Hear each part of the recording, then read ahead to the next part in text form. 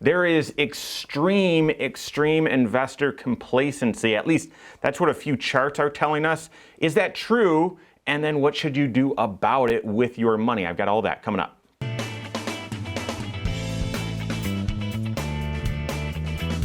My name is Mike Bernard. I am the host of the Wise Money Show. I'm also one of the certified financial planners right here at Korhorn Financial Group. Make sure you hit that subscribe button, turn on notifications, and smash that thumbs up button.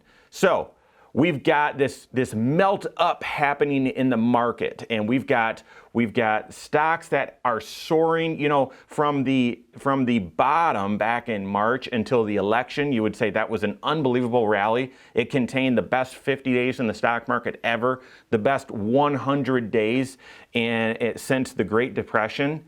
And then what's happened since election to now?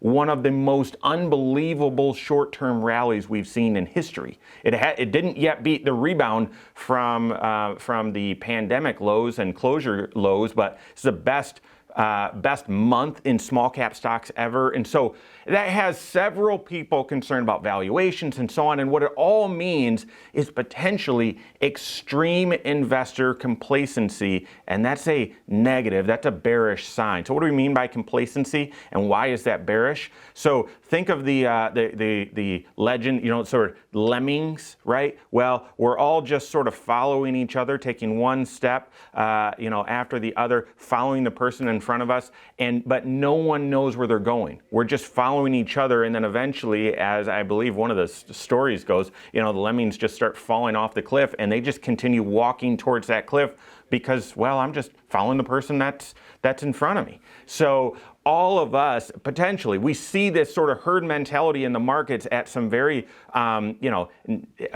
dangerous times where we just sort of have this complacency. Investors just continue to bid stock prices up right before they turn over. What are the three indicators that suggest we're having this level of complacency right now? Well, let me dive into those. The very first one, check out this chart from Northman Trader, and it's a ratio. It's the put-call ratio. And put-call, I'm not going to go into all of that, but it's essentially the people that aren't just buying stocks and holding those shares of Apple or whatever. They're actually buying options. And so they're using less money to get leverage. And so the folks that are buying calls are optimistic. They're betting that stocks are going to continue to rise. Folks that are buying puts are pessimistic. They're expecting stocks will continue to fall or will start falling. So the ratio between how many people are buying calls, optimistic, versus how many are buying puts, pessimistic, that tends to tell you the level of complacency or optimism that is there on Wall Street. And right now, as you can see in this chart, we've had, now this was from last week, but record low puts, record low put-call ratio, right? That means more and more people are optimistic about the stock market and are absolutely drowning out those that are pessimistic on the market. So that's the put-call ratio. You can see record lows. Now, in the past week, I think that's come back up a little bit, above that record, and so no problem there. However, we hit that record, and it's been, if we were to take this graph and stretch it out, it's been on a declining scale for the past couple of months. Now, why is this a problem? When you've got that combined with extreme valuations, I'll hit that in a second, and an enormous rally, when you've got that level of optimism after an enormous rally, to me that says complacency. Second, take a look at what's called the Buffett Indicator. Now, we've hit this several times on the Wise Money channel. It is what Warren Buffett called back in 2000 the single greatest measure of whether stocks are overvalued, undervalued, or valued just right. We are at all-time highs. The ratio of the total stock market compared to the GDP. When you look at large cap stocks compared to GDP, record high. When you look at all cap stocks, the Wilshire 500, record high, 18 times GDP. 183% is what this chart is telling us. That is a record. And guys, if you pan out and just look at the entire planet Earth, the total the total market cap on the planet compared to total GDP, also at record highs. This is telling us valuations are wildly expensive, wildly expensive. Now you could say, well, interest rates are at zero. I know, and that's why they got this way, but at the same time, you can't say this isn't expensive. So when you've got wildly expensive valuations and extreme optimism or bullishness, to me, that says complacency. And then third, now this one might be a little bit of a stretch, but when you peel back the layers of the onion as far as what's done well as we've seen this recovery since March, large tech companies have done unbelievably well. Well, sort of course, I wouldn't have predicted that necessarily at the bottoms in March, but now that we can look back, hindsight's 2020, and you can say, yeah, large companies that have scale, that are leveraging technology, i.e. you don't need to go visit their restaurant, you don't need to go visit their retail store, you can, with a couple clicks of a button, continue to make purchases. Yeah, they're gonna do okay, and they've come back exceedingly well. But it's small companies that have really lagged. Small company stocks, small and mid stocks, tend to be a little bit riskier. They don't have as much scale. They tend to lead out of a recession. They tend to do well once everyone says, yes, we're officially on the road to recovery. Well, they did terrible. They were doing terrible from March until the election. They were lagging behind. Now, they were coming back, but they weren't back to all-time highs. Guys, we had the very best month ever in small caps in November. The very best month ever. It was up 20%. Previously, the best month in small caps ever was up 15%, and it did that a few times.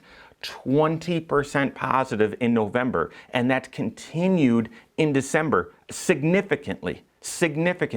Guys, when you look at the actual moving average, and that gets a little dorky, sorry guys, but if you look at the average price of small cap stocks, and that moving average, meaning, sort of smooth out and sort of heavier weighting to the short term, we are now at 38% above that moving average, which means if you look at where small cap stocks have been on average over the past 200 days or so, and compare that to the current price, which is baked into the average, by the way, we are 38% above that average.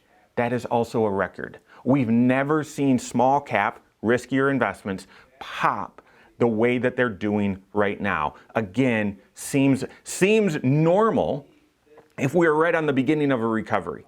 And yet you look back and say, well, we're sort of not. Number one, the recovery actually happened starting in March and April for the short term, but then you could span it out and say, wait a second, we're still sort of in the recovery that happened in 08 and 09. And so you wouldn't expect this sort of pop this late in the game. All that, to us, suggests extreme complacency. If you want more technical analysis on this, one of the individuals that I enjoy watching from time to time, really geeking out on trading stuff, is Game of Trades. We're going to link it below. So this is sort of an expansion off of a video that they did a couple of days ago. But now, if we're, and no one knows the future perfectly, obviously, but if there is extreme complacency, what should you do with your money? The Wise Money channel is about helping you take your next wise step in your overall financial life. I would tell you two things. Number one, make sure that your investment strategy is connected to your long-term financial plan. If you are in your 20s or in your 30s and you're shifting everything into cash, I think that could be a terrible mistake. I really do. Because in the short term, we certainly could see some volatility. But over the long term, no one's going to remember this little time period right now. So make sure you're investing for the long term. If you're on the cusp of retirement, make sure you're not too optimistic, too bullish. Make sure that your investment approach is connected to your overall financial plan. And for us, we believe in having a diversified strategy and a momentum strategy. Our momentum strategy has actually been shifting from large growth and large tech over to small cap. We've continued to see this huge surge because we haven't abandoned our large tech, right? But we've shifted about half of it over to small, and that has been phenomenal. So make sure you're capturing the momentum. So that's the first thing. Make sure your investment strategy, your investment approach is connected to your overall financial plan. And obviously, I would use a momentum strategy as well, so that as things turn, and if they do, if we are seeing a melt up and eventual top, and we're going to see a leg down, that you've got momentum dollars that can pivot. But the second thing that I would tell you is, if we are seeing a top in the market, that means we're not out of the woods yet on the economy. Make sure your overall financial life is sound and stable. Right now, with record low interest rates, you might be tempted to take on more debt. As the housing market is absolutely surging, you might be tempted to overbid or maybe stretch yourself to the limits. Be careful about doing that, because there are signs telling us, guys, we might actually see some things flip over here, and this extreme optimism might start shifting into extreme fear at any time. So work with your certified financial planner. I hope that helps. If you don't have a CFP on your team, you can contact one on my team. Find us online, corehorn.com, that's Corehorn with a K, or wisemoneyshow.com. You can find us there as well, or just send us an email, info@corehorn.com. All right, there you have it. Go out and take your next wise step in your financial life.